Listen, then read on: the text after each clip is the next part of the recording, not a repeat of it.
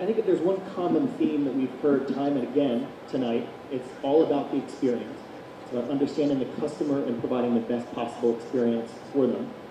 And you mentioned digital lifestyle, it's no longer a trend, it's a reality, it's an expectation. Do you think the retail partners here in the Middle East, do you think we get it? Or do you think there's a lot of room for improvement, to improve communication that you talked about, to improve the displays, etc.? So I would go further than here. I would say many people don't really grasp the importance of that shift and how the consumer has changed and how the consumer behavior has changed. This is not just a Middle East problem. We face the same challenges across the world. I mean, we heard Best Buy that has been focusing on the shopping experience, also with people helping, making the choices. And I think this is a battle that is going to be the battle of the next 5 to 10 years.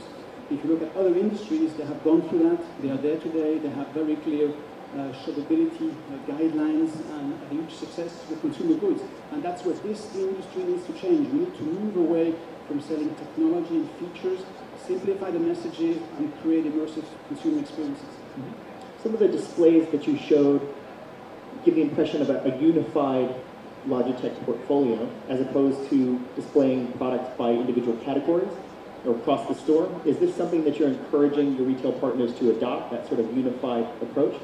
And why, if you are? Yeah. So there is no golden rule.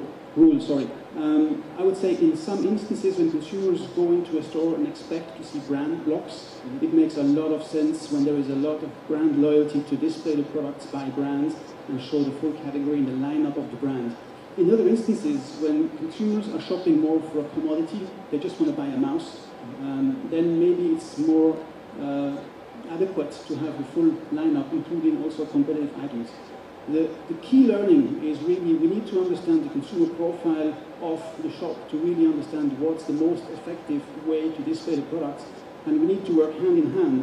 What we also need to do, we need whatever we test to measure it, have the data on a weekly basis, and from then on make various variations to find out what works best. And there has been huge surprises in areas where we felt the brand block would never work, and it became hugely successful, and in other areas it didn't work. So it's an expertise, it's a lot of work, but it's paying off big time if you do it well. Mm-hmm. Logitech is a top brand, it's a big innovator in our business. Can you give us a little hint on what might be coming in the next 6 to 12 months?